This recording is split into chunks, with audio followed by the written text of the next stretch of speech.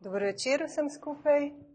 Danes je moj gost Miran Možina, psihoterapevt in tudi ustanovitelj Fakultete za psihoterapevtsko znanost Univerze Sigmunda Freuda. Še marsikaj drugega. Med drugim piše pesmi, ampak prav, da ni pesnik. Tako da jaz bi te najprej vprašala, če malo poveš o svojem otroštvu, kakšne stvari, ki so te zaznamovale v njem, kaj ti pride na misel? Ja, tisto, kar večkrat tako se spominjam kot zelo pomembnega je, da okoli te čustvene komunikacije, ne, kako je bilo v družini, ki se mi zdi zelo opredelila tudi za to izbiro poklica, da moj oče je bil čustveno zelo zastrt, ne, tako da nekega direktnega pogovora ali ubesedenja čustev ni bilo. Seveda, če se spomnim na njega, je občutek, da me je imel rad, vsekakor, ampak ne, tako kakor da je bilo vse za neko malo, rečem včasih, da je bilo malo kakor lesen, da je bil lesen, ne, v tem. Na drugi strani pa mama, ne, ki je tudi nekako bila bolj na suhem v tem odnosu z njim in potem sem jaz bil tisti, enkrat mi je rekel, ko so se pogovarjali, že ko sem bil študent, sem upal, da boš ti osrečil mamo. Nadomesten partner. Tako, jaz sem prišel na svet po enih 8 letih zakona, takrat je običajno nekih 7 let, ali kaj da je kriza, najbrž sta tudi, tako kot sem razumel, ona imela malo krize. Tako da ta vloga, ne, edinca, ki nekako ima to misijo, bi tako rekel, da zapolni nekaj kot nek čustveni komunikator, ne, med obema. Tako da je bilo to kar breme najbrž. Po eni strani, ja, po drugi strani seveda sem se pa tudi iz tega veliko naučil. Večkrat se šalim, ne, da potem, ko sem bil najstnik, sta bila ona dva moj prvi psihoterapevtski primer. Sem se vlotil, sem se z enim delal, pa z drugim, da rekovajih delal, da bi nekaj spremenil. Seveda pa žal v teh vlogah, ne, če smo psihoterapija, pa te osebni odnosi ne grejo prav dobro skupaj, tako da je bil to tudi moj prvi neuspeh. Pa si takrat v najstniških letih že razmišljal o tem, da bi te take stvari zanimale, da bi to želel početi? Ja, zelo. Torej, spomnim se recimo v gimnaziji, smo imeli zelo malo sicer ur, ampak Alenka Gojevček, ki je bila tem našim, Tarasom Krmalnerjem skupaj, ne, je imela izjemno zanimive ure filozofije, 1 uro smo imeli na teden tega, pa 1 uro psihologije, in to na te ure sem najbolj tako čakal, tudi ona je znala to tako res fajn prikazati, tako čeprav je bilo to tako malo v programu, glede na vse drugo, mi je še danes ostane, tako z užitkom se spomnim. Tako da tam se je že kazalo, ne, da me to zelo vleče. Potem pa moj sošolc je bil pa sin od starostne slovenske psihoterapije Leopolda Breganta in tam sem kot v srednji šoli sem večkrat pri njih spal ali pa smo šli kaj tudi skupaj za kakšen vikend ali pa del počitnic tako. No, in tam so se tudi začele te debate z Poldetom, kot smo mu rekli.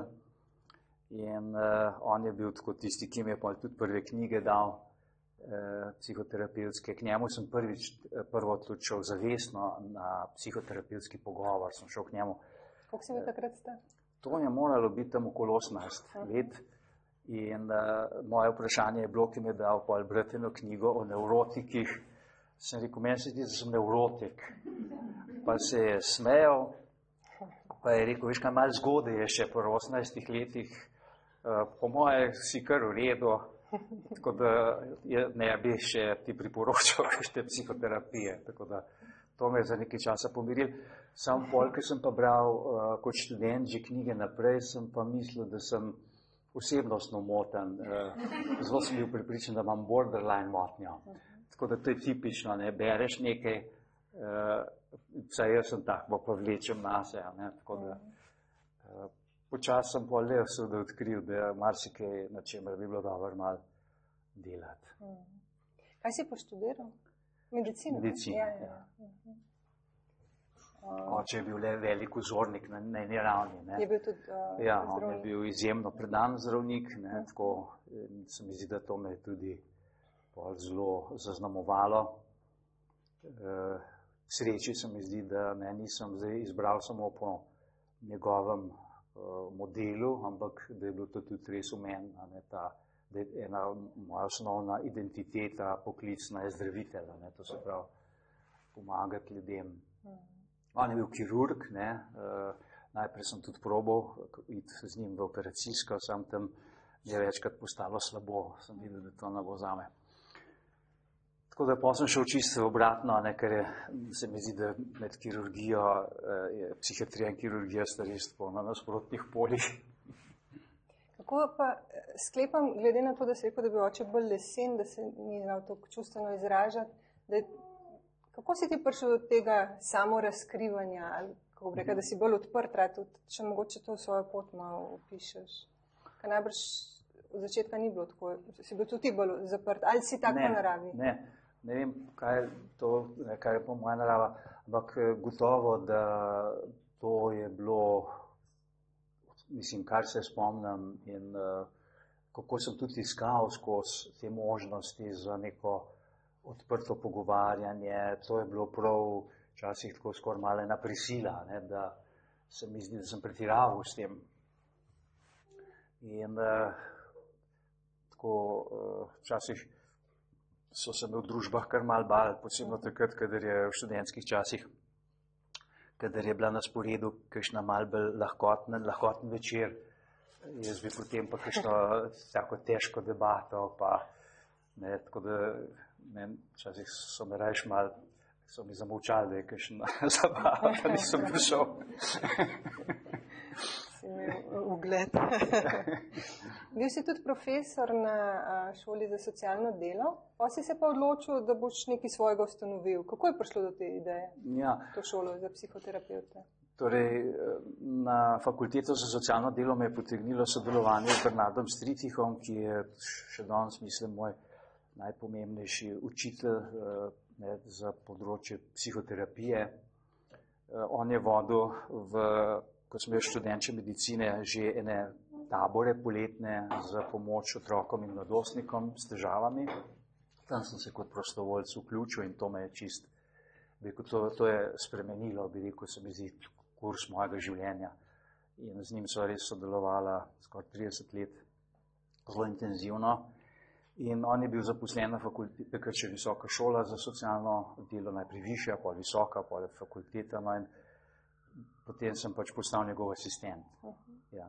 In glavno je bilo to, da sva skupaj potem ta projekt pomoči otrokom, mladostnikom, pa sem še razširil jaz še za psihiatrične paciente, ker sem že delal takrat v psihiatrični bolnici Vojnik.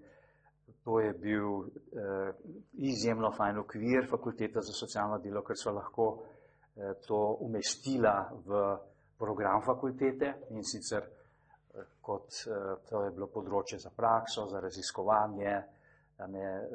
Veliko časa je bilo sicer to v poletnih mesecih, mislim, v poletnih mesecih je bilo tako, ampak da nismo dobila kot delovnih dni za to, no, pa sva pa uspela še, da nam je bilo to šteto v rok službe, tako da je bilo res super. To je bil 20 let tam mojega dela. No, potem se je to nekako spremenilo, tudi razmere na fakulteti za socialno delo so šle stran od tega, kar je mene najbolj zanimalo, to je svetovalno delo, ki se stika s psihoterapijo na mnogih točkah in bolj sociološka smer je prevladala na fakulteti, vzdušje se je spremenilo, tudi Bernard je seveda tudi Soliseleta nabrala, tako da sem potem pa me potegnilo v psihoterapijo in to sem itak bil skozi, ampak potem sem se odločil, da bom nehal kot dvoživka živeti, ker je bilo tako, da sem bil zaposlen na fakulteti za socialno delo, hkrati sem pa počel zelo veliko psihoterapije, imel sem tudi svojo privatno prakso in tako. Potem sem pa rekel, ne, dosti tega gremo, to je moj osnovni klic, ne, je to. No, potem je šlo po nekih fazah, najprej, da sem pomagal ustanoviti Slovensko krovno zvezo za psihoterapijo, ki je povezala večino slovenskih znanih društev in inštitutov, tako da smo potem na Evropsko zvezo se povezali in razvijali to idejo v Sloveniji psihoterapije kot samostojnega poklica. In iz tega ven, ker so bili podobni ljudje iz Avstrije, tukaj zelo ključni, sem potem dobil to možnost, da prevzamem ta projekt Fakultete za psihoterapijo, to je bilo leta 2006. To je pa gotovo moj najzahtevnejši podvig v življenju, ta funkcija. Če sem prav razumela, ti je bilo to ponujeno, ni bila tvoja ideja, ampak so rekli iz Avstrije, bi to prenesel v Slovenijo. Torej obojestransko bilo. Mi smo bili strašno navdušeni leta 2005, ko je uspela akreditacija Univerze Sigmunda Freuda na Dunaju. To je nastalo v drugem poskusu, prvi je bil leta 2003 neuspešen, potem 2005 so pa uspeli, no in meni se je to zdelo sjajno, da je zdaj omogočena študij psihoterapije takoj po maturi, ta ideja in pa tudi to povezati različne psihoterapevtske pristope pod isto streho, to je bilo neka res novost na svetovni ravni.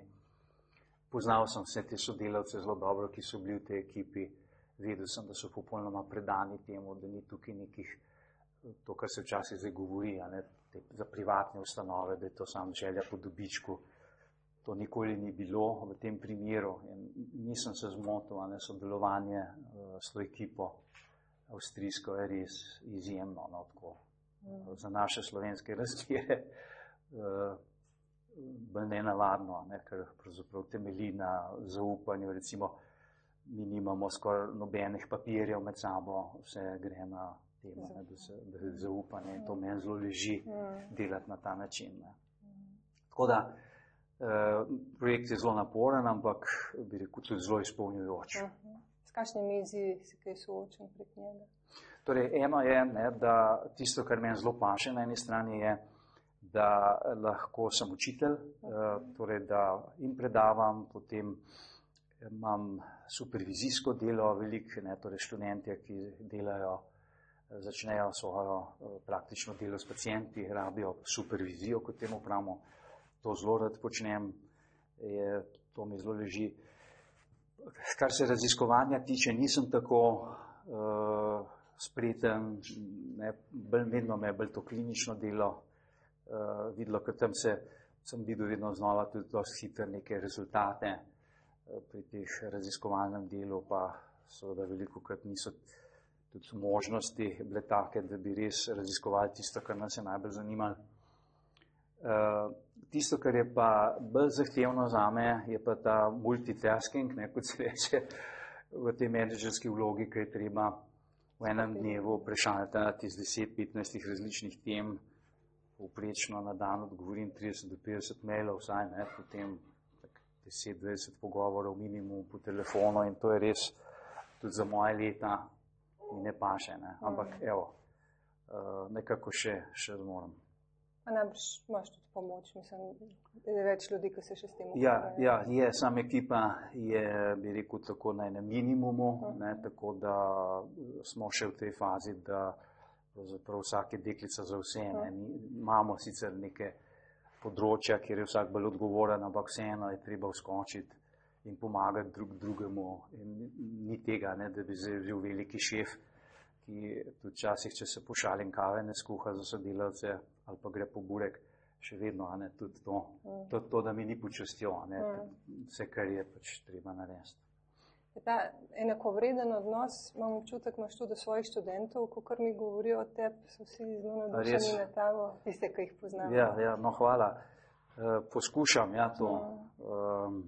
Tako da, mislim, meni ne paše ta distanciran odnos, to je tudi nisem dobro. Včasih bi bilo fajn, da bi imel malo več tudi distance. Tako da, zelo mi paše, če je ta neka bližina, to je itak, izhaja tudi iz tega, kar smo prej vprašali na začetku, kaj je tisto, kar sem pogrešal kot edinec, a ne v tej družini. To je več te čustvene bližine in to skozi nekako iščem tudi v timu, mi je fajn, da je tako, da imam take sodelavce, ki niso zelo fasadni pa zadržani, tako da tudi poskušam študenti tako, kolikor se da. Si pa enkrat tudi omenil, sem nekje prebrala, da si v svojih učiteljih iskal nekak nadomestnega očeta. Ja, itak to iskanje očeta, to je, ko se oziram nazaj, tako evidentno. V enem od pogovorov s prijateljem pred kratkim mi je osvetlil eno novo dimenzijo. Oče od mojega očeta je umrl, ko je bil on star, moj oče 11 let. In če se spominjam svojih najstniških let, se mi zdi, da je moj oče nekako izgubil orientacijo, kaj z mano početi ravno v teh najstniških letih. Zdaj boljše razumem mamine pritožbe, ki še zdaj, ko se tako pogovarjava in spominjava, je rekla, veš, jaz sem tako pogrešala, da bi on meni bolj stal ob strani, ko si bil ti najstnik. Ti si bil nekako do 10. leta priden in zlat otrok. Potem si se pa spremenil v upornika. In jaz sem skozi si želela, da bi bil oče Dušan malo bolj ob meni, ampak me je pustil. Tako da to se mi zdi zdaj, da je ena tema, ki se transgeneracijsko vleče, to se pravi, da je moj oče pogrešal svojega očeta in potem sem jaz tudi prevzel to štafetno palico. Tako da gotovo to, kar sem že prej omenil, Bernard Streetih, večkrat sem rekel, da je bil on moj drugi oče, tudi duhovni oče. Moj oče je bil v debatah, ki so jih imela, vedno zelo zadržan, zelo veliko me je poslušal, ampak redko je potem kaj se konfrontiral z mano.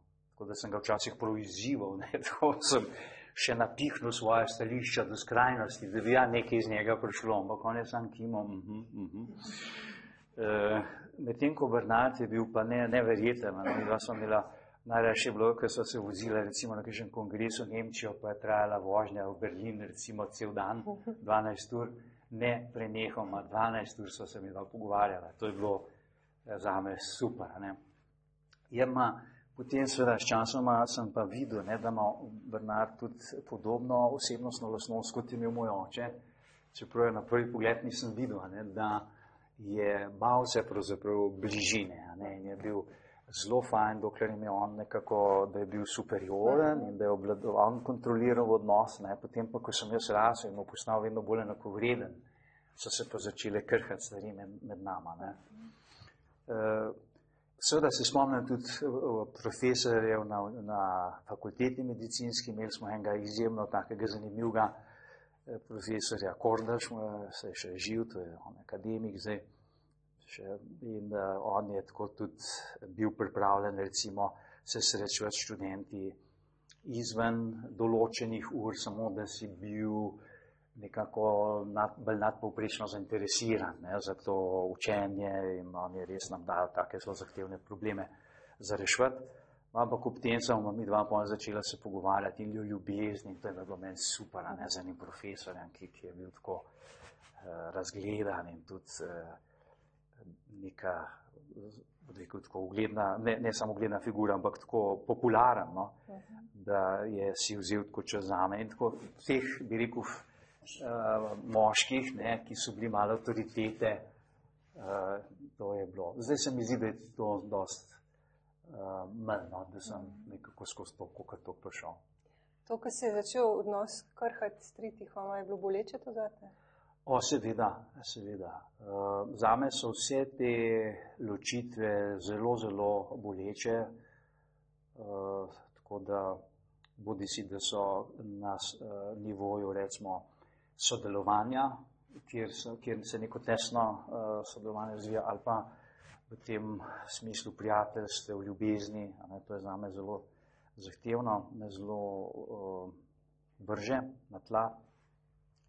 In seveda z Bernardom je bil pa odnos itak večplasten, od sodelavstva do, da so bilo vse. On je bil meni tudi nekaj časa veliko supervizije, veliko krat tudi sem se obrnil na njega, ko sem bil v kakšni hudi stiski, zagati, tako da je bil vse v eni osebi, kar je bilo seveda tudi slabo, ker dokler gre fajn, je super, ampak ker se pa začne lomiti pol na eni ravni, se pa to pol zelo zakomplicira. Ne.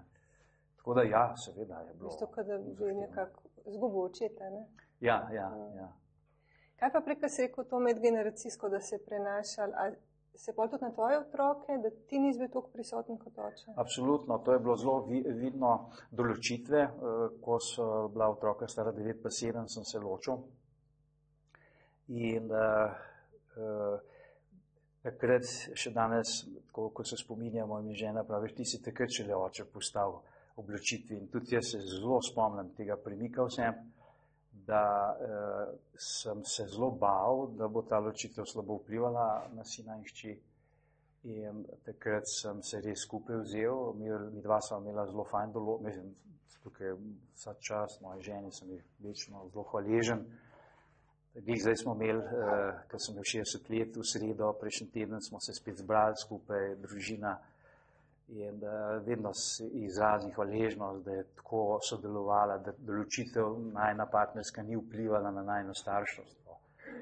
Tako da mi je vse omogočila in zaupala. Mi dva sva imela določen ponedeljek, srede, sem bil jaz z otroki, vsak drugi vikend, potem pa te počitnice krajše, ker so bile krompirjeve, pa novoletne, pa zimske, pa prvomajske, sem jaz imel, ker nisem imel petkov, pa polovico poletja, in jaz sem res to, bi lahko rekel, res na enega dneva nisem spustil več. In če sem prej se odgovarjal na telefone, pa še kaj delal vmes, ko sem bil z otroki, po ločitvi nisem več. In to je res, tam se mi zdi, da sem začutil, da se en kvalitativni skok v meni zgodil. Čeprav moram reči, ne bi zaradi idealiziral tega svojega časa z otroki, mislim, da sem zelo veliko, kolikor imam v spominu, imel občutek odgovornosti, vedel sem, kaj naj bi bilo v tej moji očetovski vlogi dobro, velikokrat pa nisem spontano čutil stvari. Ampak se je odpiral počasi. Tako da sem večkrat pogrešal, doživljal sem neko tako notranjo razcepljenost, recimo, ko smo šli na dopuste skupaj, da sem imel neka hrepenenja vseb, predvsem ljubezenska, ki so me odmikala od otrok. Nisem mogel biti in se popolnoma z njima prepustiti, kakor da je bilo neka razcepljenost v meni, kar me je vleklo stran. Ampak sem vedel, da to je treba nositi, da ne smem, tudi po ločitvi. Moram se tudi drugi ženi zelo zahvaliti, ona je bila izjemno korektna in me ni nikoli vlekla stran od otrok, vedno mi je pustila, da sem jaz vse te svoje obveznosti, če tako rečem, naredil, tudi se vključila pol in otroka sta zelo sprejela, tako da smo nekako dobro speljali. Kako ste pa zdaj? Ja, jaz tako bi rekel, sem vsakič hvaležen.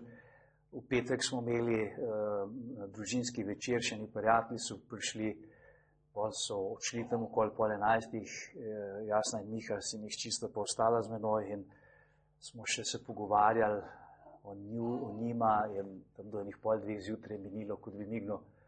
In tako sem imel res občutek,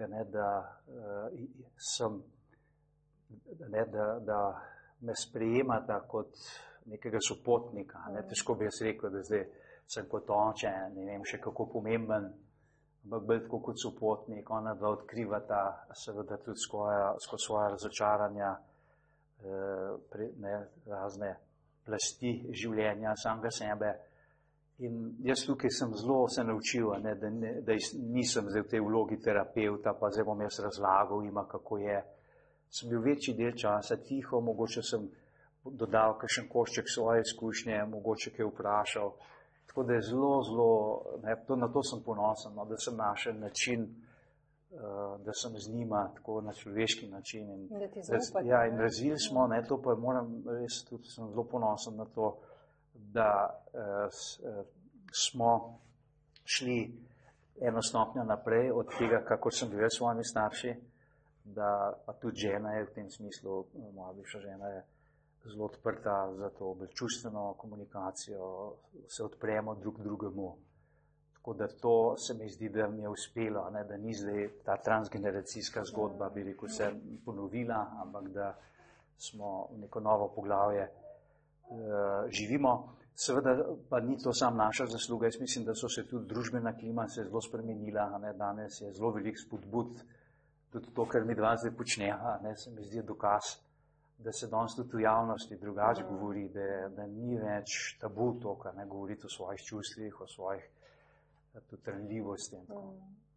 Rekel si glede otrok, da ona dva te tudi kot sopotnika doživljata in ti njiju. Pa bi šla kle na Jaloma, ki pravi, to je pa ameriški psihoterapeut, ki ti je zelo ljub. Ja. Mogoče povej, zakaj ti je on pomemben?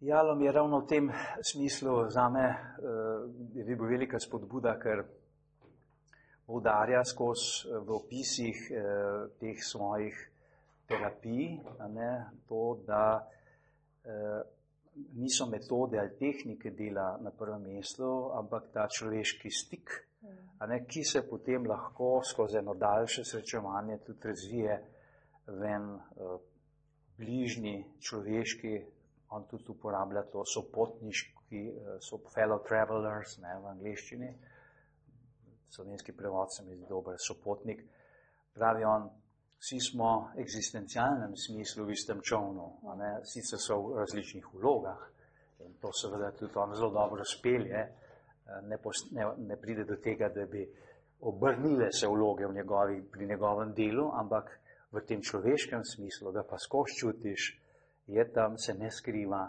in v nekih trenutkih tudi kritičnih, ko pride mogoče do neke krize malo zaupanja pri pacientu, potem je on velikokrat prav s tem reši zadevo, da se človeško odpre.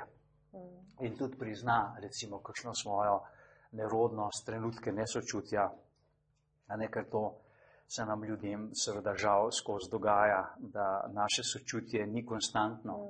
V enem trenutku smo zelo, pa nas manjka, ali pa z eno osebo smo bolj, z drugo manj.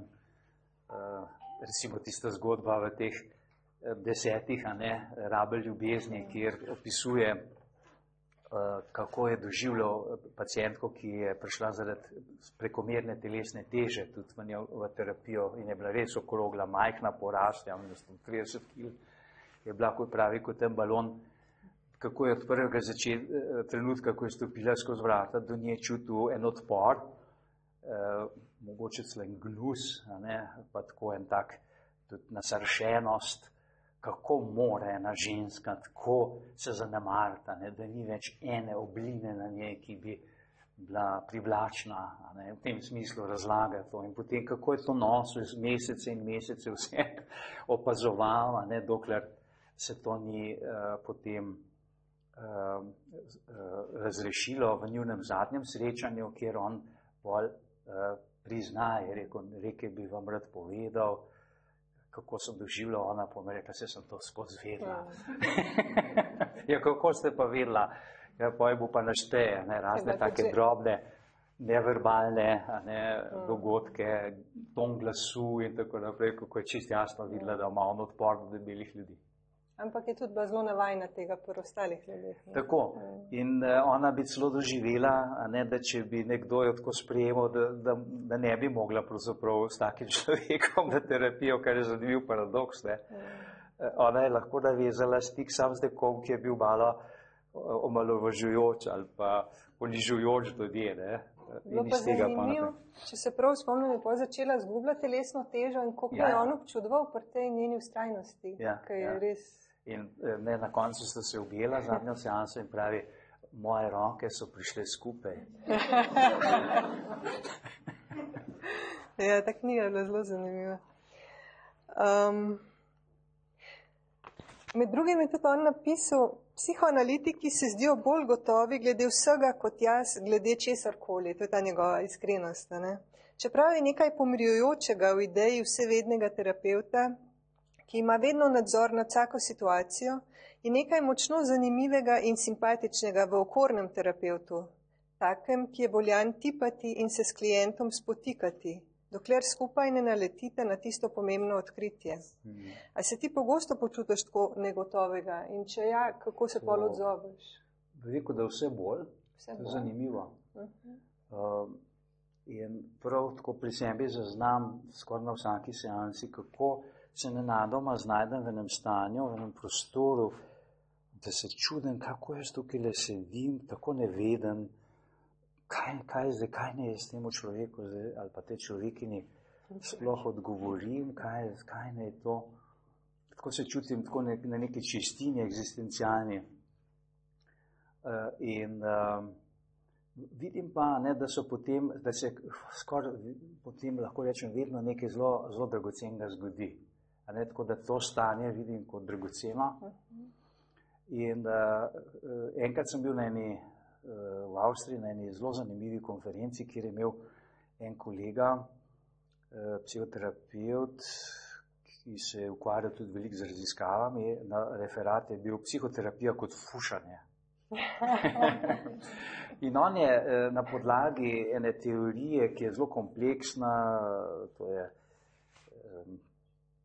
pravi se, teorija nelinearne dinamike kompleksnih sistemov, zelo že zveni učeno, ne, je pokazal, da pravzaprav medčloveška komunikacija je tako kompleksna zadeva, da je nemogoče jo usmerjati razen na zelo kratek časovni okvir. To se pravi, mogoče v razredu velikosti sekunde, minute, je to kolikor toliko mogoče predvidljivo, več pa ne. Sam seveda zdaj mnogi ljudje to poskušajo preprečiti, ker je tesnobo vzbujajoče, se tako odpreti. Ampak to se pravi, da se tudi na znanstven način s pomočjo nekih danes veljavnih teorij tudi da to podkrepiti, to idejo, da je to fušanje in da prav iz tega fušanja, kot on pravi, pol nekaj lahko rata. Če pa to hočeš spremeniti v nek predvidljiv postopek, kar se je zelo zgodilo zdaj v zadnjih 20 letih, predvsem v Ameriki, je ena smer kognitivno-vedenjska terapija šla v to, kot temu pravimo, manualizacijo. To se pravi, da so izdelali priročnike, kjer ne bi vsi terapeuti delali po istem kopitu. Torej, prva seansa moraš v prvi 10 minutah to narediti, potem prije to, na drugi seansi to in tako naprej. In Jalom pravi, on je velik nasprotnik tega, to je konec psihoterapije, če do tega pride. On je popolnoma na drugi strani in jaz tudi, čeprav seveda neke metode, tehnike, nek okvir je tudi pomemben, da mogoče daje neko strukturo, ampak ta struktura mora biti taka, da omogoča to mehkobo, to nepredvidljivost, to fušanje, to prepuščanje. A bi rekla zaupanje intuiciji tudi? Intuicija je en tak pojem, ki ga velikokrat uporabljamo. Zdaj, intuicijo jaz razumem kot nekaj, kar se nabere lahko z izkušnjo, z neko pozitivno izkušnjo, da recimo večkrat študentom, ko se pogovarjamo o intuiciji, povem čisten drug primer, ker sem gledal eno oddajo o gasilcih in je bil tam med drugim so enega komandirja ene gasilske enote sprašvali o enem dogodku, kjer je njegova enota šla v eno gorečo stavbo in on je v enem trenutku po tistem walkie-talkie, ali kaj je to, dal sporočilo svoje gasilske enoti, prosim, pejte zdaj ven.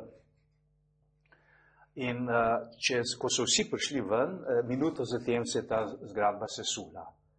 In pa so ga sprašvali, kako da ste vi to vedeli. In to se mi zdi zdaj intuicija. On je rekel, jaz sem že na toliko podobnih situacijah bil, da najbolj v meni je neka izkušnja, nekaj, kar je zelo težko racionalno razložiti, ampak je nek občutek, ki se zgodi in jaz sem sledil takrat temu impulzu, temu občutku in se je srečno končal. Tako se jaz to predstavljam, to intuicijo.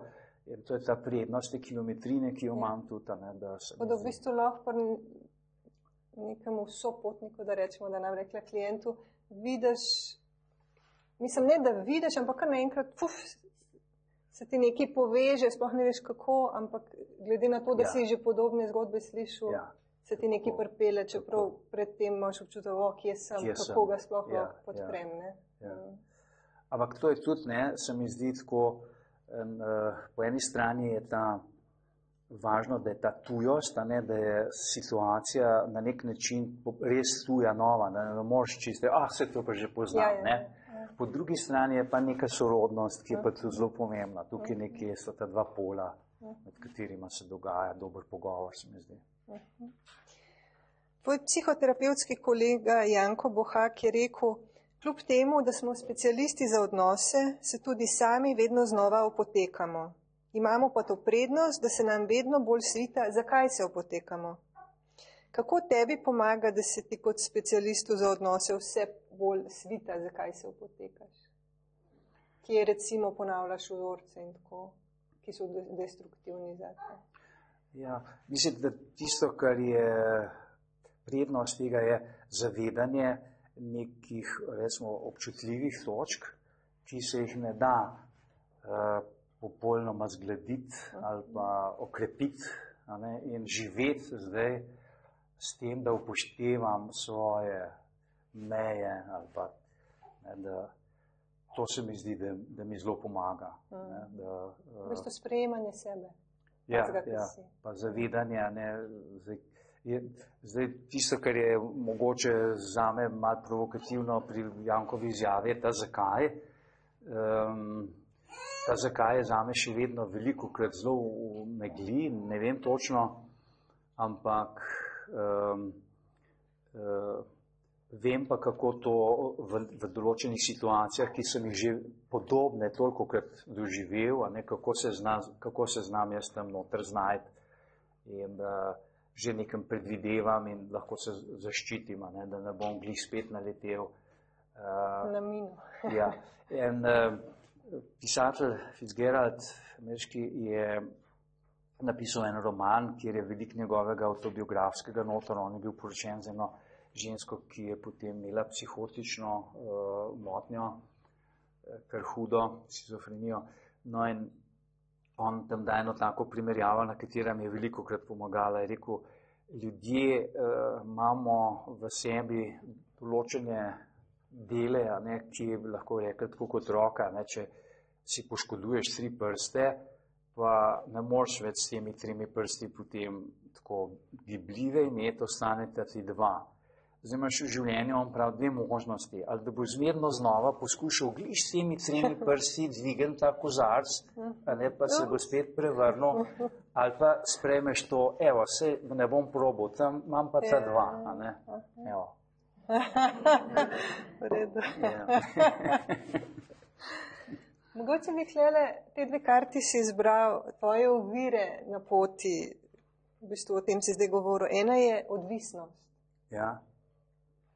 Malo povej, na kakšen način čutiš, da si odvisen, od koga si odvisen, od česa? To je tisto, kar sem že prej malo govoril.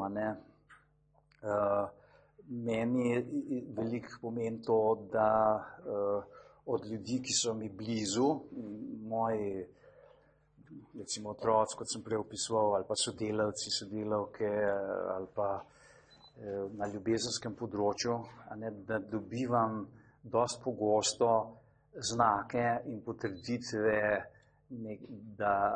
da me imajo radi, in da tudi jaz lahko obratno, da ne naletim, da je to preveč za nekoga, če mu rad vsak dan mogoče celo rečem, mogoče s kakšnim sporočilom, mogoče s kakšnim klicem in tako naprej. Da nisi breme v bistvu. Ja, od tega sem gotovo, bi rekel, malo odvisen, tako da ta znana, ker je odvisnost od odnosov.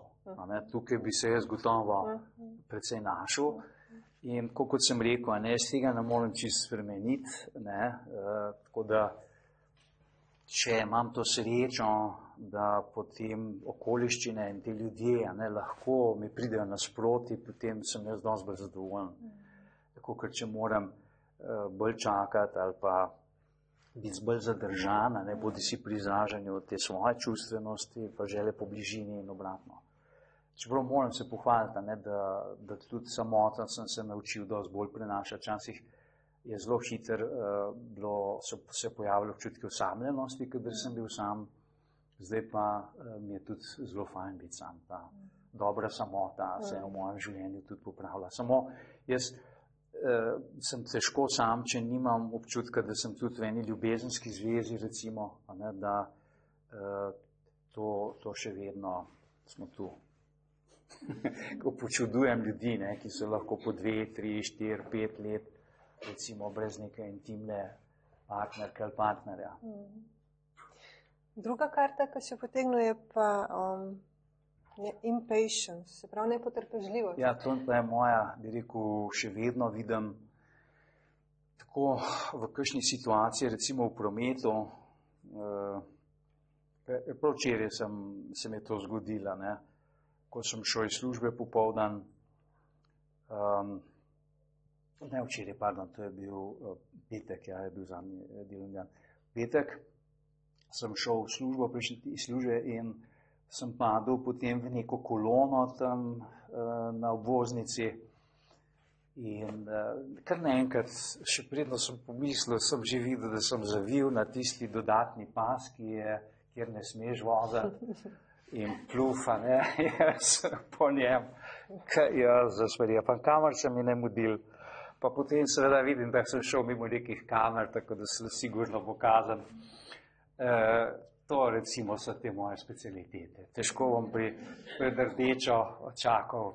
Jaz sem te enkrat videla, ko šel čez rdečo, s kolesom pa šopkom rož. Tako, to je moja specialiteta, skozi rdeče.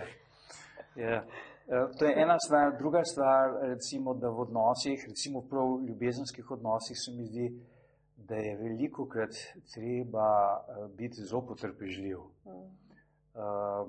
Ljubezen ima ure ali pa neke ritme, ki so včasih, se nekaj skozi mesece ali pa celo skozi leta sestavi. To je zame zelo težko.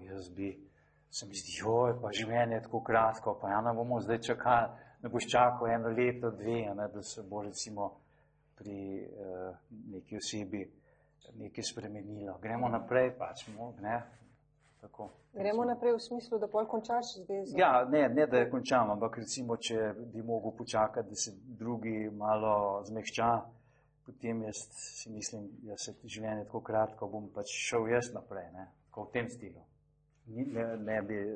Včasih bi mogoče fajn malo počakati. Kaj pa pri klientih, ko v bistvu je pomembno, da se jim da nek varen prostor, da se jih ne sili v prek hitre korake, tam pa si bolj potrpežljiv, da se odprejo takrat, ko so pripravljeni. Tudi tukaj, če bi se primerjal s kolegom Jankom Bohakom, ki mi včasih poroča in opisuje svoje delo, kjer je imel tudi po 1000 seans, da bi jaz s kakšnim človekom 1000 seans si težko predstavljal. Prišel sem do 200 že, ali pa tako, kar je tudi že, se mi zdi za moje pojme, kar zavidljiva vsota. Ampak ne vem, da psihoanalitski kolegi so velikokrat zdržijo tudi tja do 1000 in se zelo prilagodijo na to, kar sem prej rekel, na te ritme duše, ki so pač taki, kot so. Jaz se bolj znajdem v teh malo bolj aktivnih kjer sem lahko aktiven, situacijah, kjer sem lahko aktiven. In najbrž sem zato tudi zbral sistemsko psihoterapijo, ki je družinska, izhaja iz družin, prva oblika je bila družinske.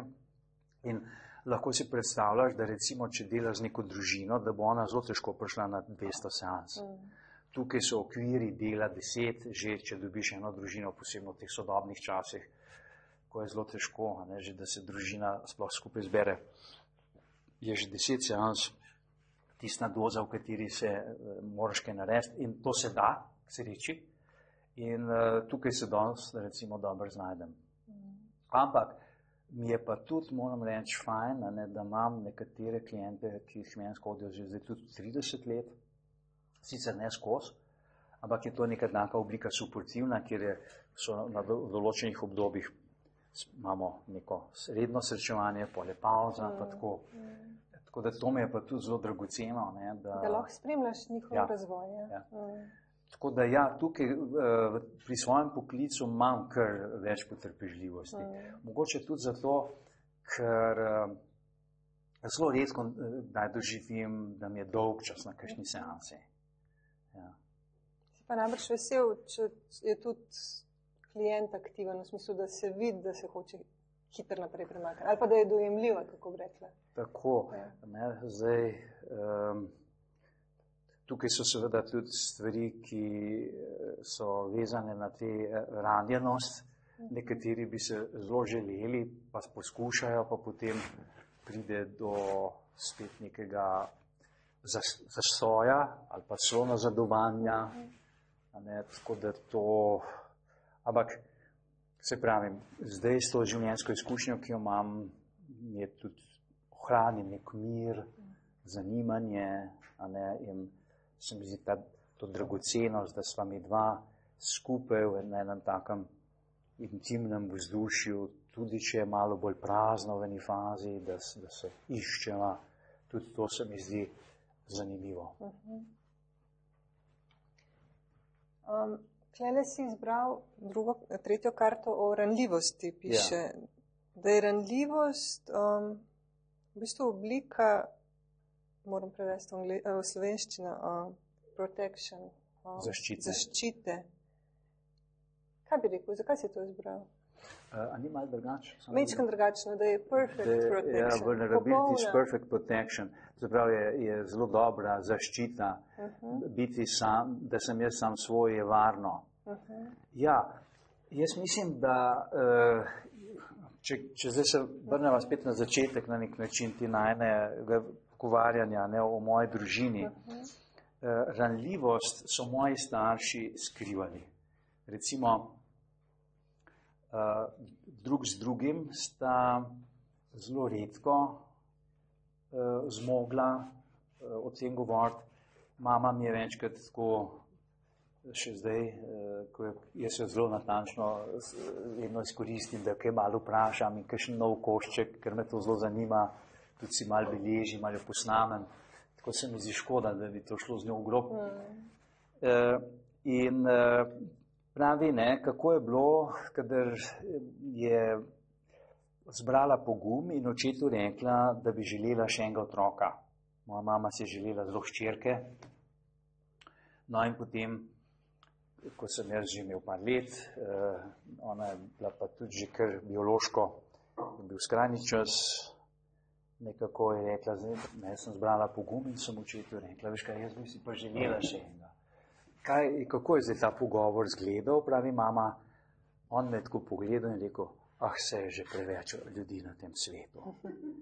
In pravi, jaz sem vedela, da nima smisla več nadaljevati tega pogovora, to je bilo zaključeno. Tako so njuni pogovori okoli šli. In moja mama je še danes, se ji solze recimo ob tem pridejo. Tako da to je ta trenutek ranljivosti. In seveda zdaj biti ranljiv in tvegati to ob nekom, ki je tako zaprt, tako izogibajoč ali pa celo zavračajoč, da te celo poniža. Ja, kaj se pa tako obnašaš, kot je otrok? Seveda ne velja to, da je varno. Ampak jaz verjamem, tudi svoje izkušnje vidim, da je možno najti ljudi in vlagati v to, da se tudi mogoče neka skupine oblikujejo, kjer pa to postane most. Jaz temu pravim ranljivost za sožitje most.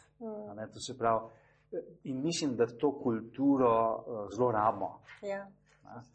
In zdaj je še tako, se mi zdi tako, kot neke otočki tega, se mi zdi, da prevladalo to gotovo ni, ne vem, če bo.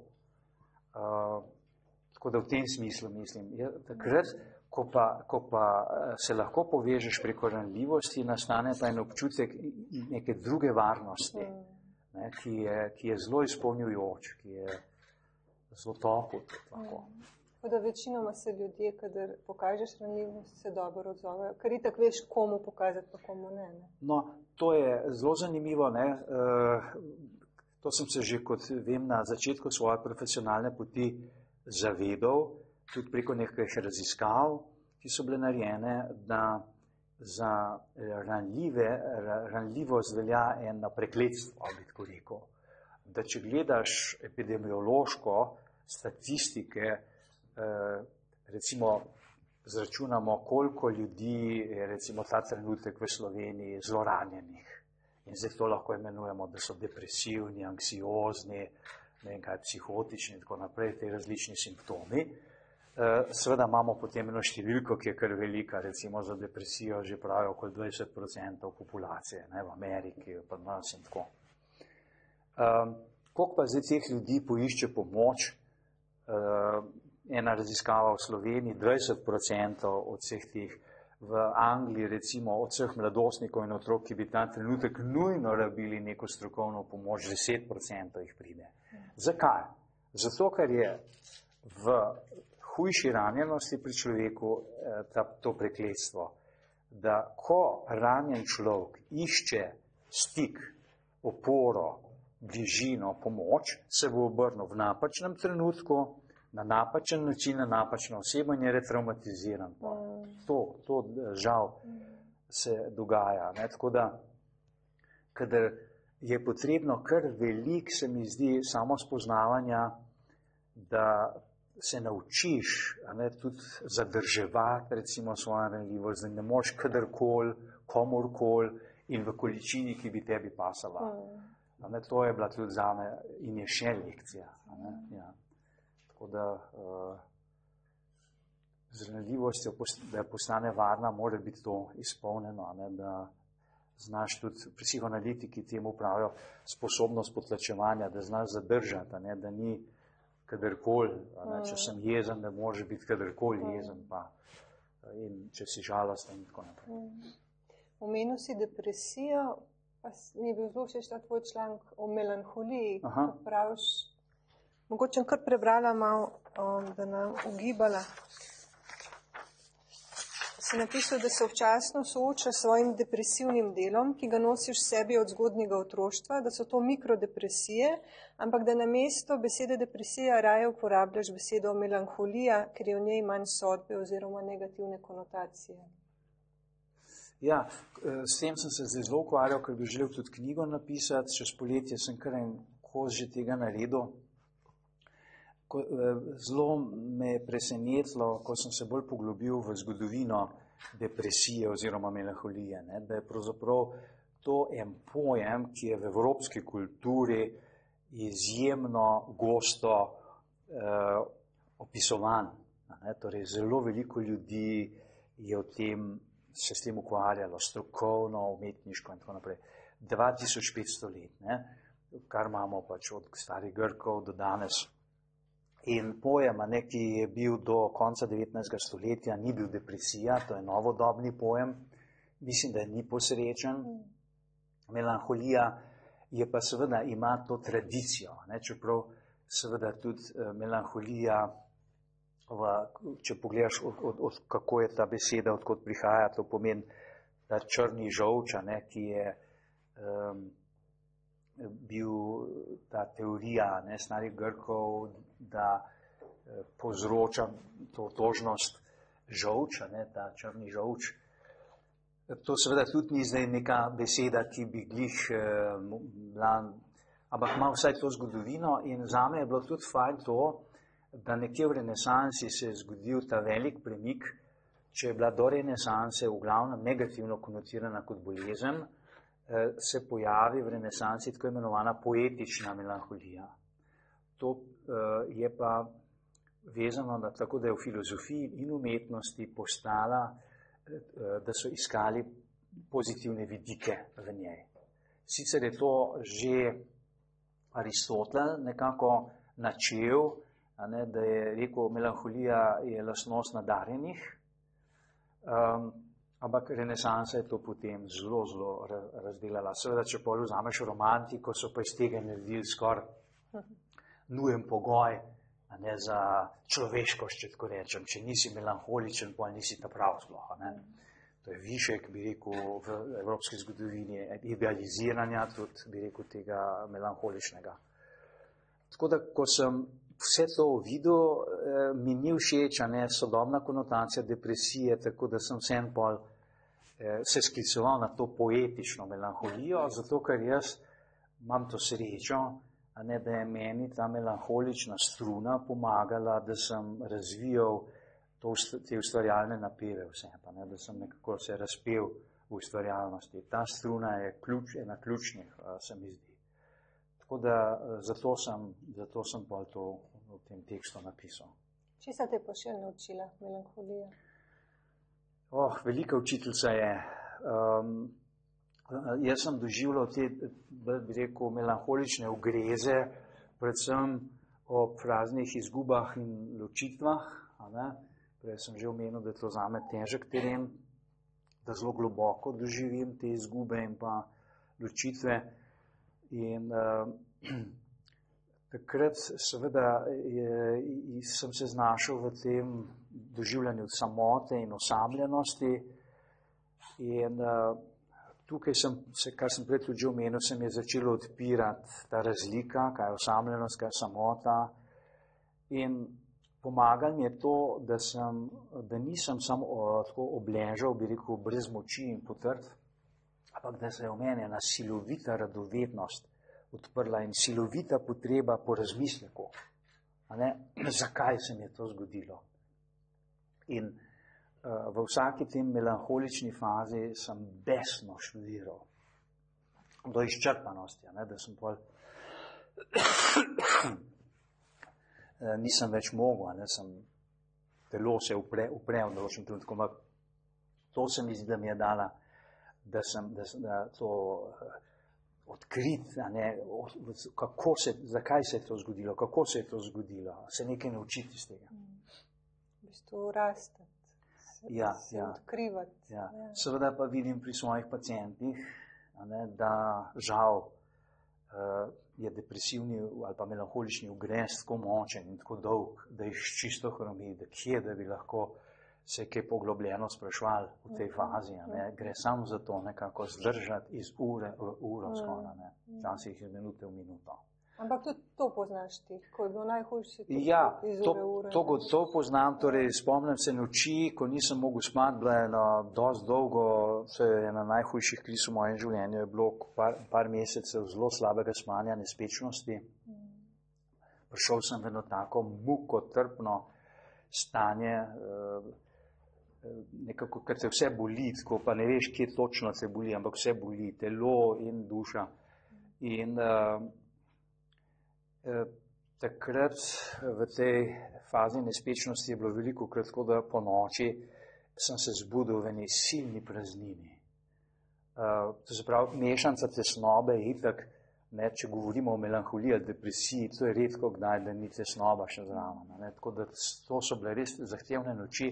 Imel sem tudi tablete pripravljene večkrat, tako za tisti mi je dalen občutek varnosti, če ne bo šlo, bom pa tablete vzel. Nisem jih veliko krat, zelo redko, ker me je glih zanimalo, dokje še zmorem. No in potem, že kot študent sem se začel ukvarjati z predvsem yoga, pa meditiranje.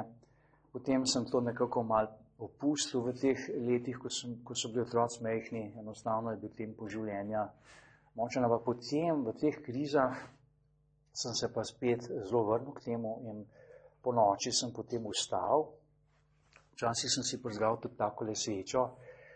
Ena indijska metoda je fokusiranje na sečo in je sjajna, ker ko te bolečina tako trga na kose, ko prihaja te kup teh notranjih tudi težkih spominov, slik, ki vzbujajo občutke potrtosti, nesmisla in tako naprej, sem se fokusiral na ta plamen, dihal in včasih sem imel res občutek, izdihal, dih nekako grem. In sem si rekel, če sem ta dih zdržal, bom še enega, pa še enega, pa še enega. In potem včasih praviloma je to v enih 2 urah tista najbolj silna stiska minila, se je malo pomirila, potem sem mogoče spet lahko malo tudi zaspal in tako sem nekako šel skozi to. Je pa zanimivo, da ti trenutki so mi zelo ostali tako kot ena opora notranja, vem, koliko zdržim, vem, da če bo spet težko, bo šlo. Čeprav me je tega strah, ni tako, da, ne, ampak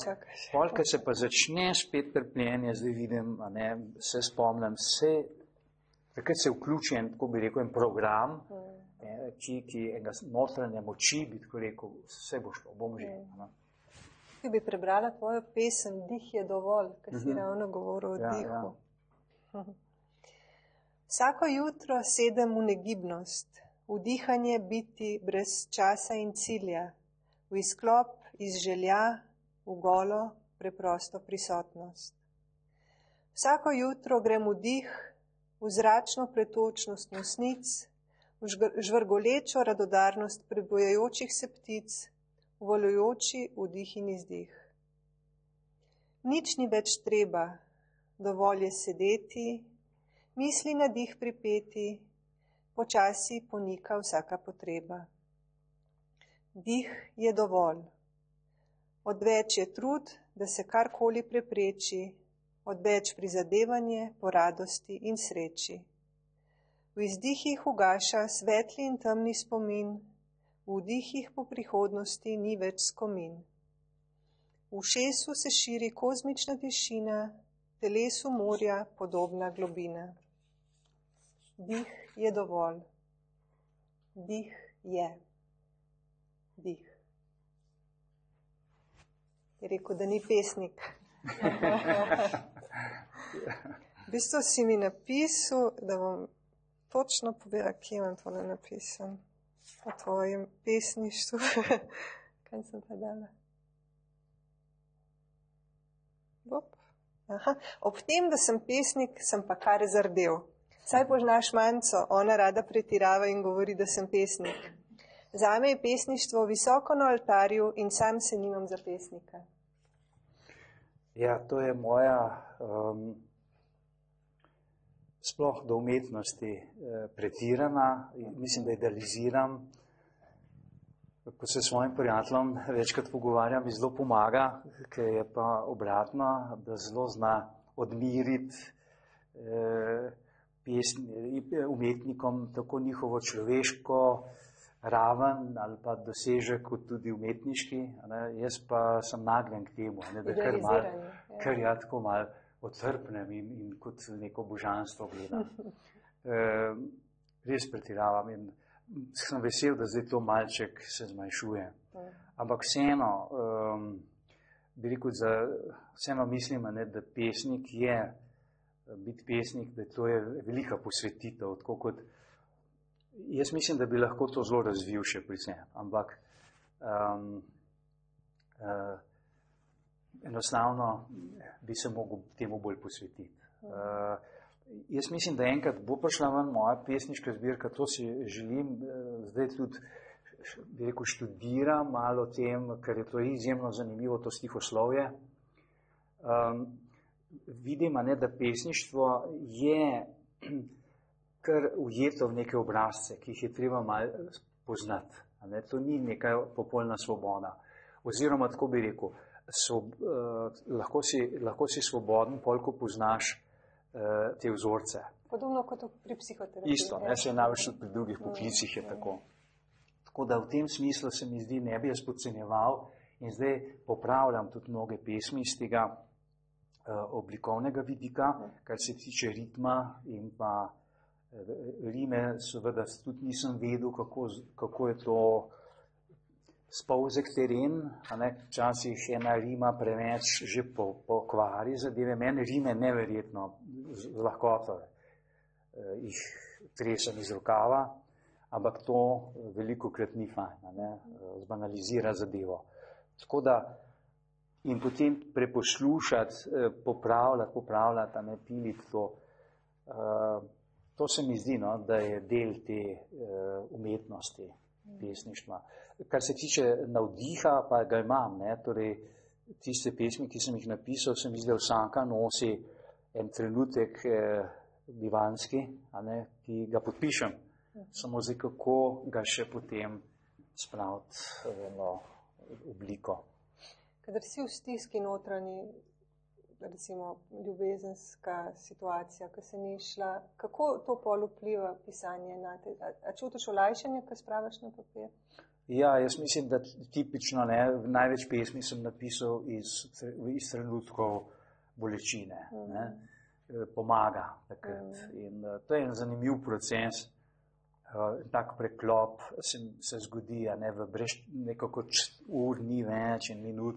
Včasih se začudim, ker sem napisal mogoče 12 vrstic in pogledam na uro in je minilo 5 ur.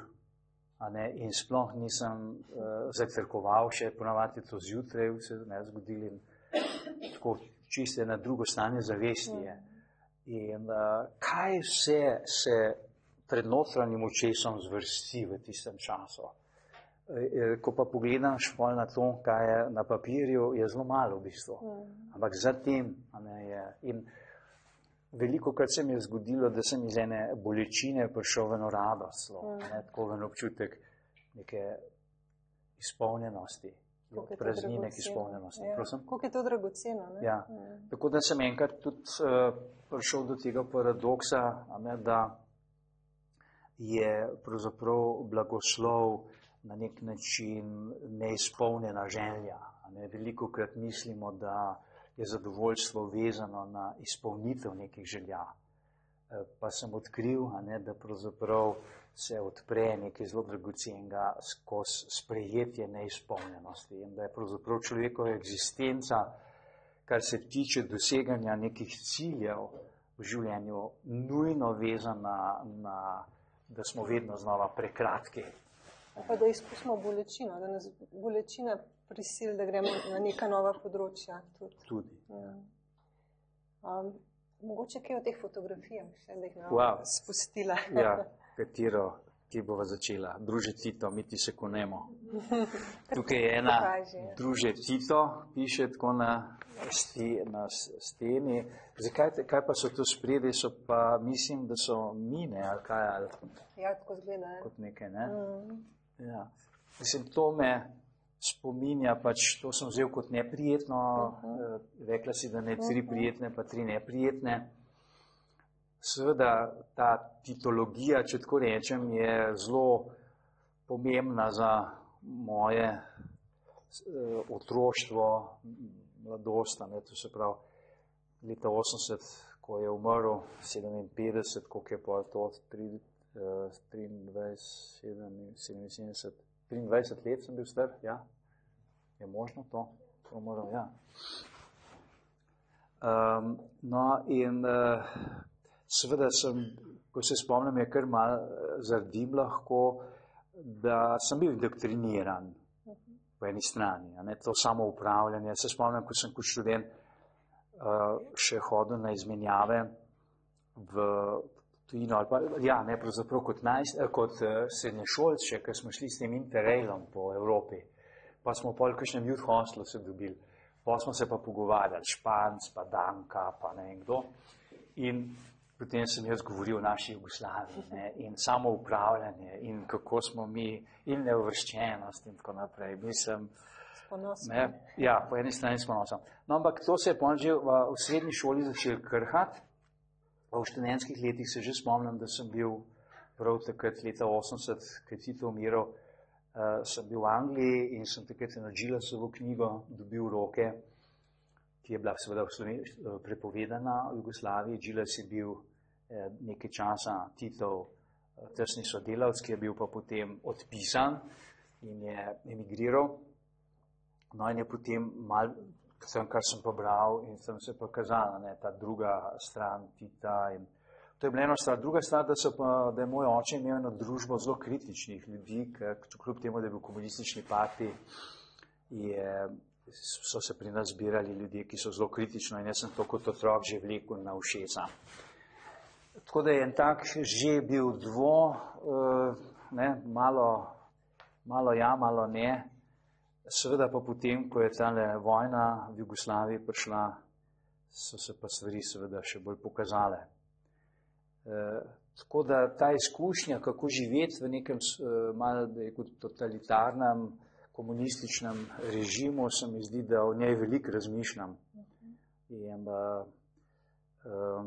nasplošno, tudi zdaj ta kontrast med časom, v katerem smo, tega neoliberalističnem, pa tisto, kar je bil socializem, to je res v relativno kratkih par desetletjih mojega življenja en zelo zanimiv čas, iz katerega zdaj lahko tudi zelo raziskujem. Te sociološke vidike, ki me zelo zanima, pa vpliv na posameznika in tako.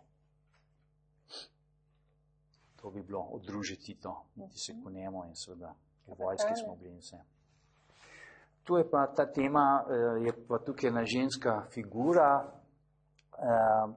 naga ženska, tako kot na neki terasi, spodaj je mesto, ki je pa čisto prazno. Tukaj mi je asociiralo na praznino, na neko osamljenost človeka. Ta občutja, kot sem že prej opisoval, sem večkrat doživel, tako kot da sem se počutil res razgaljen in gol in hkrati v eni neizmerni praznini. Zanimivo je, da ta stik s praznino je v teh vzhodnjaških kulturah kot ključen in ga prav na nek način iščejo in izzivajo, kot da bi se skozi ta vrata človek potem tudi mogoče osvobodil, nekako razsvetljiv, bivansko. V tem našem svetu se mi zdi, da je pa to nekaj, kar bežimo 100 na uro skozi od tega. No in skozi to meditiranje, recimo tudi intenzivne, enotedenske, največ sem bil po en teden, tako v tišini, in smo po cele dneve meditirali. Tam se mi zdi, da se je ta strah začel zmanjševati, tako da praznino ne vidim več samo kot grožnjo, ampak tudi kot zelo pomembno neko stanje naše. Lahko rečemo tudi ničnost, ker praznina ima dostakrat negativno konotacijo. Ničnost je pa tisto, ki si uničil. Nothingness. Se mi zdi na vzhodu, da med enim in drugim tudi razlikujejo včasih. Ja, tudi to je zanimivo, da se mi zdi, da ta praznina je potem šele, da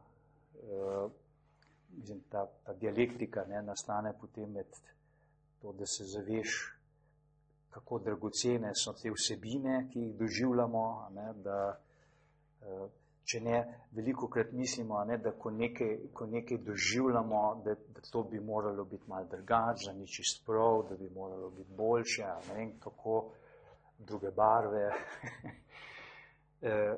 Medtem ko na ozadju te praznine, pa že sama ta vsebina, kakršnakoli je dragocena, ni več tega vrednotenja.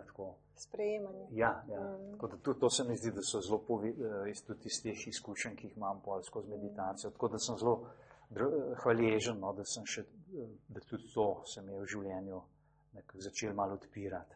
A lahko mogoče na tole navežem, tole sprejemanje, ker si tudi glede stikov z ljudmi podobno začel doživljati. V odnosih z olajšanjem in zadovoljstvom opažam, da se vse manj zatikam v tisto, kar pogrešam ali kar me moti, in da vse bolj srkam iz tistega, kar je možno, kar mi je všeč in kar lahko cenim. Kakšen vpliv ima to na tvoje odnose? Ja, zelo dober, Zelo dober. Ker danes sem imel recimo zelo zahteven pogovor v službi sodelavko, ki po enem letu nekako se je pokazalo, da to delovno mesto nekako ne leži, da je nekako prezahtevno za njo. In zelo sem se bal tega pogovora, ker sem predlagal, da sporazumno prekine to delo. In na moje presenečenje je pogovor pol stekel zelo fajn. Se je tudi ona zavedala? Ja, tudi ona je toliko zrela, da je sama tudi kot olajšanje to na nek način doživela, da se je zdaj tako nekako tudi v timu, da smo prišli do podobnih. In v tem pogovoru se mi zdi, da nisem imel nobene potrebe, da bi zdaj pa kazal s prstom tja, kjer ne nekaj manjka, pa ni bilo v redu. Ampak sem lahko res, ne sam tako, kot neko tehniko bi rekel, menedžer, mislim, šef pa že zna tako voditi pogovor, da bo vse v redu. Ampak tako sem čutil, da mi je to tudi fajn, da mi to leži, da greva tja, kjer so stvari bile in je bilo in tudi da tiste izkušnje, ki ni uspelo, da so mogoče za učenje dragocene, in ona je tudi, bi rekel, tako zrela, da je to tako lahko doživela. Tako da ja, vse manj mi je pomembno videti ali pa kazati tja, kjer nekaj manjka, ampak rajš biti hvaležen za tisto, kar je. In v vsakem odnosu nekaj je, nekaj pa tudi manjka. Bi mogoče še klene kaj izbral? Ja, knjige, da ne bo zgrešila. Knjige so moja strast. Nekaj najlepšega, kar sem v zadnjih letih okoli knjig doživel, je na fakulteti po zakonu o visokem šolstvu moramo imeti knjižnico za najmanj 10.000 knjigami. In v zadnjih 2 letih sem jaz teh 10.000 knjig nabral. Ja. In to po antikvariatih, knjigarnah in po internetu in tako naprej. In doma imam zdaj veliko teh knjig, tudi ker na fakulteti je premalo prostora, da bi jih vse zložili in to je, letos poleti sem recimo enih 20 jih prebral, pa paralelno seveda še marsikaj drugega. In to mi je posebno zdaj, ko se mi zdi, da sem v eni taki fazi življenja, ta življenjska izkušnja, pa tako, da se vračam in znova k zelo preprostim vprašanjem, tem temeljnim, in berem knjige, ki sem jih tudi že prebral in odkrivam neverjetno nove stvari. Tako ta pogled tudi zgodovinski se mi nekako postaja vedno bolj dragocen. Res.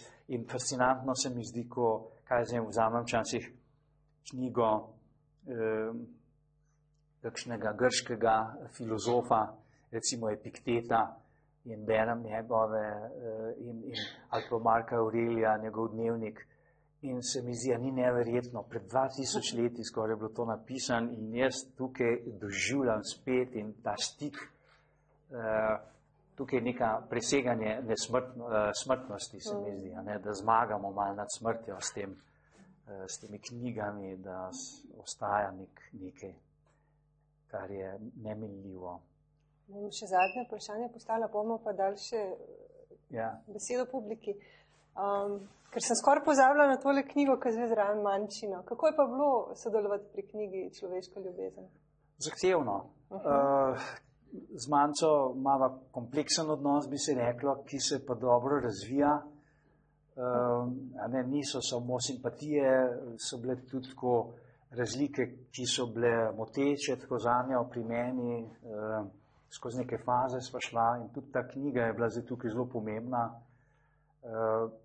In tudi to mi je pomagalo, da Manca je res, se mi zdi, ne samo zame dragocena, ampak se mi zdi za celo to našo slovensko sceno. Tako da sem iskreno napisal v enem pismu, če bi bilo več Manc, bi bila Slovenija boljša. Seveda me pa večkrat, to so se tudi pogovarjala, moti ta njena metuljavost, da tako hitro preskakuje iz teme na temo. Jaz glih bi mal poglobil, se nekaj posvetil, to je mogoče tudi ta razlika med ženskimi in moškimi možgani. Ženske lahko več stvari naenkrat in tako nabiralniško, bi rekel, mi pa lovsko v eno smer, pa eno tarča, pa zdaj to res dodelati. Tako da tukaj sem bil večkrat frustriran tudi na teh najnih nastopih. Jaz sem glih zajel sapo, da bi še 2 stvari rekel, je ona že preskočila čez na drugo temo. A si danes kaj zafrustriran tudi? Kako? Ne, ti si čist druga. Ampak ne, v tem smislu pa koliko ona me je dala nekih izzivov in odprla, tudi v teh pismih sem seveda lahko jaz poglobil samo na eno, mogoče 20 vseh istočnic, ki mi jih je dala. Ampak sem rekel, ne bom zdaj poskušal, bom sledil nečemu, kar je bilo. Tako da je bil zelo dragoceno potovanje zame in seveda pa tudi v tem smislu zahtevno, kaj je tisto samo razkrivanje, ki je še primerno, tako pred širšo javnostjo, ker gotovo, da če bi mi dva drugemu samo opisala, da ne gre, to bi bila pisma drugačna, tako da to je bilo seveda tudi zelo jasno, da je tukaj še ta tretji občinstvo. Je nekdo rekel, on si pa upa, ali da je bilo celo več ljudi, ki so na tvoje samo razkrivanje v knjigi tako odreagirali? A res? Ja, ta zgodba o Riti je, ker marsikoga spravlja uspeh ali pa tako. Ali pa v tisti sošolki? Ja, srednje šole? Ja, tam sem. No, meni se ne zdi nič posebenega to, ne. Jaz bi hitro pretiraval še, tako da. Ampak sem imel bralke in bralce okoli sebe, ki so rekli, Miran, da je tukaj le mal, to je sam zase, ne, to, ali pa za tvojo družino, nekaj, to je preveč. Tako da sem hvaležen tudi tem bralkam in bralcem mojega ožjega kroga, ki so mi pomagali k neki selekciji. Ja. Zdaj pa lepo prosim vprašanje. Kar upogumite se. Recimo, psihoterapevt ima zelo tak odprt odnos do stranke. Medtem ko v vsakdanjem življenju smo pa zelo zaprti in ker je to nekako lahkotno, da ne nisi to. Potem pohodite recimo v okoli, je potem, kot da bi vi oblečeni med narci hodili, psihično mislim, ker se ljudje pred vami in se psihično razgaljajo. Različno, mislim, da tisto, kar mi je najbolj zoprno, je, ko pridemo v kakšno družbo, tako, ker je malo, ne bi bilo veselo, pa potem je kar fajn, ne, potem pa pride tisto vprašanje, s čim se pa ti ukvarjaš, potem pa se reče, ja, psihiater, sem psihoterapevt in v trenutku se je pa spremenil vzorec komunikacije, a res, a ne, in zdaj zelo veliko ljudi pride s to fantazijo ven, da jaz pa zdaj vidim v njihovo dušo, da imam tako kot neko rentgensko napravo, kar je najbolj daleč od resnice, kar bi lahko bilo. Pa tudi, če bi imel, jo ne bi želel uporabljati v teh vsakdanjih situacijah, a ne, ker je to zelo obremenjujoče. Tako da jaz mislim, da se mnogi ljudje ne samo, da se ne razgaljajo, kadar sem v družbi, ampak celo obratno, ne, da se celo bolj tako se obrambni mehanizmi aktivirajo, zapiranja. Ne, to. Ne vem, kako ste mislili, s tem še vprašanjem, sem prišel nasprot vam. Ja, no, če imate potem tak občutek v sebi, da vas tako ljudi jemljajo, recimo se počutite potem drugače, kot si predstavljate, da se počutijo drugi, ki so bolj na površju. Ja, gotovo, da je razlika. Kaj zdaj spomnim se, pred 2 leti sem šel z eno družbo za en teden smučati v Francijo. To je tako organizirano, ne, da je cenovno zelo ugodno, seveda pa zato nas je bilo 9 v enem apartmaju, tako da smo bili precej drugemu pod nogami. Jaz sem spal celo tam, kjer smo jedli skupaj. In tako ne, 1 uro mi je bilo zelo prijetno, recimo, smo pripravili za jesti in potem je bil nek klepet in tako. Ampak potem je pri meni nekje, se mi zdi, ne, da ta običajen small talk in tako naprej, da me utrujati začne. In seveda, ker sem bil zdaj v isti sobi, sem se jaz lahko umaknil samo za 2 metra tja na svojo poslo, oni so pa ostali v mizi, jaz sem potem bral knjigo ali pa pisal si dnevnik, kar pišem vsak dan praktično, ne, v svoj dnevnik, v računalnik. In seveda z enim očesom sem pa ostajal v stiku s to družbo in tako, ne, tisto potem oni so še 3 ure lahko sedeli in govorili. Tukaj je neka razlika. Moram, ne, tudi Jalom pravi v tej knjigi, zdaj pa ta drugi, darila terapije, da ima s tem težave v življenju, da se težje mogoče včasih v nekih družbah uživi, ne, in da potem mal tako zaštrljivan. Tudi jaz imam ta občutek, da je to cena mogoče te moje poklicne orientacije, pa tudi osebno, ne, da sem tako motiviran, ne, za bolj tako samoreflektirajoče pogovarjanje, ne, da me utrudi na nek način samo skakanje s temo in na temo. Nekaj časa je zelo prijetno, pa se mi pa nekako ne da več. Jaz sem tudi tak. Pa najbrž še marsikdo. Še kako vprašanje? Ja, jaz sem vprašanje. Ta strah pred čustveno bližino, ne? Kako so si pa tem pomagali? A zdaj nimate nobenih težav s tem? Jaz imam bolj strah pred čustveno distanco.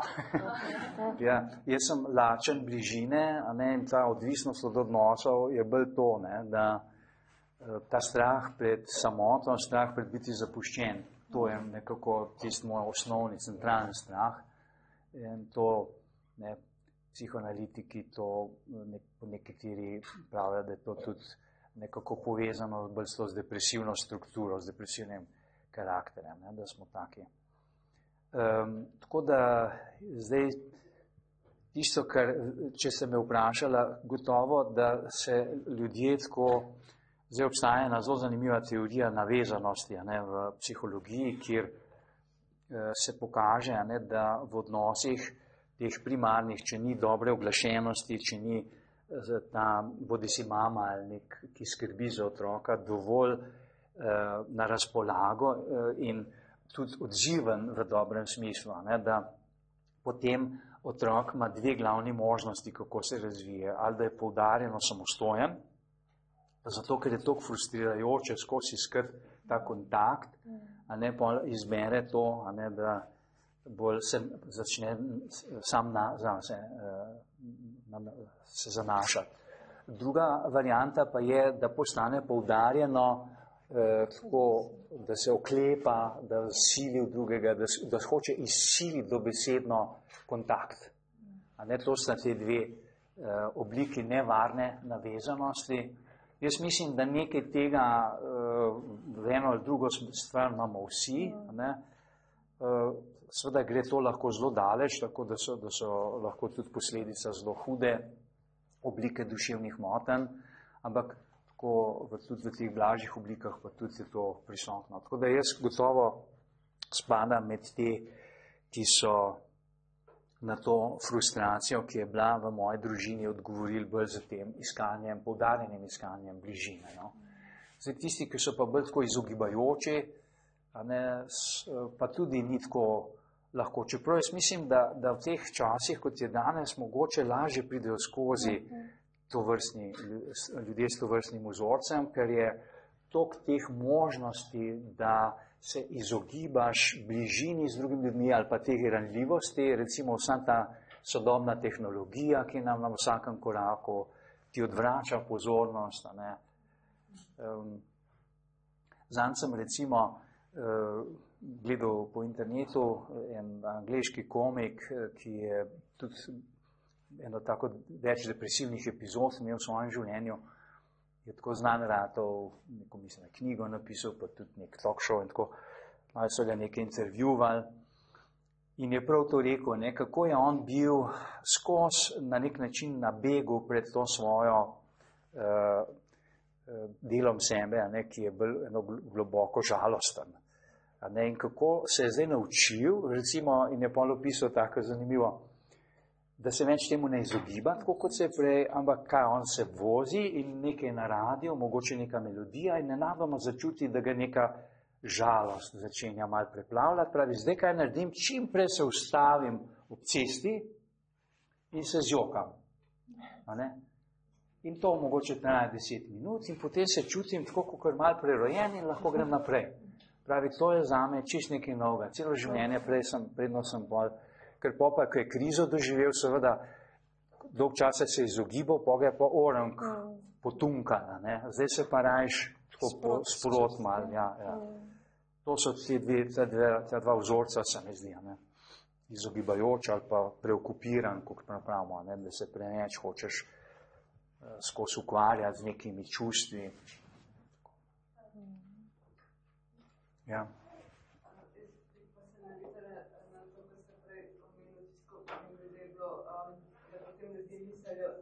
vidite v njih, ne? Ampak si v resnici verjetno res malo vidite, mislim, vidite več kot drugi, ker pač govorice telesa in ton glasu in vse to, ne, to vidite, ne, se pravi, malo vidite v ljudi, to se kaže. Vprašanje pa je, a potem tudi v takih čisto vsakodnevnih odnosih, čistko, ne vem, na ulici, v trgovini, kjerkoli, vi vidite, kako se ljudje počutijo, pazite to, a spoznate izklopiti, pa a vas moti? Hvala za to vprašanje, ja, zelo hvaležno. Torej, včasih prav na dopustu mi je to tudi ena vrsta malo kar zabave. Recimo, kaj jaz vem, sem nekje v neki situaciji na morju, kjer so potem še družine in tako naprej. In se pa zabavam s tem, da opazujem to, kako se mama odziva na otroka, oče, kako se otroci med seboj igrajo in tako naprej. In seveda vidim kup stvari, ne, nekih, to, kar sem prej govoril, o teh vzorcih, a ne, kako je recimo nek oče preveč nekako zaprt, a ne, in se odziva na otroke tako, kakor malo na motnjo, a ne, mati, ki je preveč skozi, pazi to, pazi uno, a ne. Recimo, to mi je včasih prav zoprno, ko grem s kolesom tudi nekje po kakšni cesti in tako, in potem neka mama, ne, ki gre z otrokom, jaz predno pridem tja 20 metrov, že pazi, ne, in jaz si mislim, ne, in poznam to je ta vrsta mame, ki bo otroku s tem pazi, vedno znova, ne, brez potrebe to alarmno reakcijo, tako da bo on postal kakšen, a ne, plašljiv, a ne, vsega se bo bal. In recimo take stvari seveda zelo hitro opazim, te vzorce, včasih so zoprni, včasih se malo zabavam. Kar se pa tega tiče, da vidim, ne, mogoče bi tudi rekel, začutim. In včasih je ta občutek tako, da če bi me pol nekdo vprašal, pa rekel, daj prosto asociiraj zdaj o tem človeku, ne, potem, ne vem odkje, začne prihajati nekaj, ne, da bi verjetno bil malo podoben tem spretnim šlogarcam, ne, ki iz nekih zelo preprostih neverbalnih znakov razbirajo. Ne, in potem, ko nekdo ti malo pokima, greš naprej in naprej. Tako, to poznam zelo dobro, ne, tako da lahko bi si tudi kot šlogarca služil kruh. Če tukaj ne bom več uspel na fakulteti. Mislim, da se ni zabit, ne. Kako vas pomoti oziroma znate odrezati, če vas... Ja. Predvsem v teh ljubezenskih odnosih se mi zdi super, ko tako slepim na nek način. Sicer pa zaradi tega se zabijem včasih v točno tisto, kar sem prej kazal, a ne, se spet tako, ampak si rečem, boljše tako, kot da bi zdaj bil pa neprestano, a ne, tako orientiran, a ne. Fajn je biti tudi včasih, a ne, tako naivno spet pas na finto. Čeprav pol voli sinsko, ne? Ja, voli, ja. Vprašanje, kako opazite, ali posredujete ali se probate distancirati tega, ker recimo vi opazite nek nenormalen odnos v družini, recimo greste na more, opazite nek par in zdaj nekako ni ne funkcionira, ali taj posredujete vmes ali probate to čisto izklopati? Seveda, jasno. To bi bilo zelo vsiljivo, ne, če bi...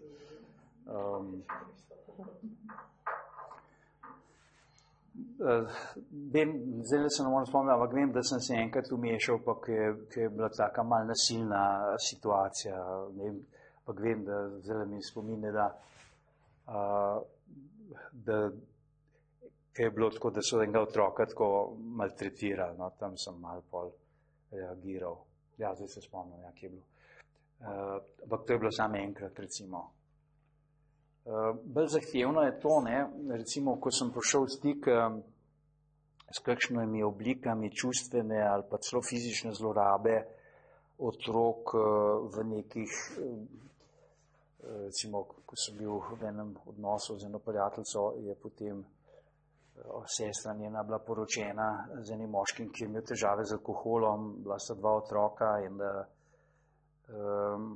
imel sem tudi neposreden stik včasih na obiskih, pa tako sem videl, kaj se dogaja, pa tudi posredno.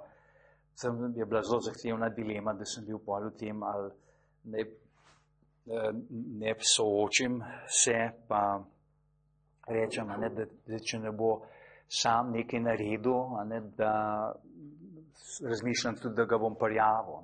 To je bila recimo taka zoprna težka dilema enkrat.